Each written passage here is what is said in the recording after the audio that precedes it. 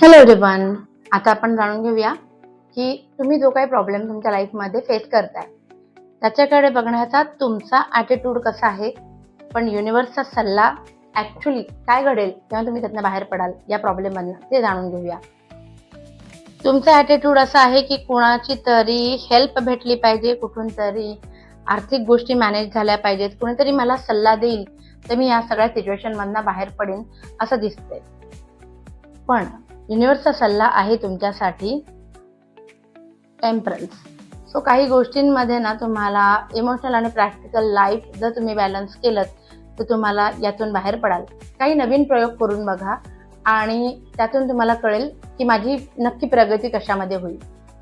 Night of pentacles आलेला आहे. So एकदम शांत मनाने be ready to face any situation, पण शांत मनाने आत्ता जे तुमच्याकडे आहे ते सांभाळण्याकडे कल ठेवा.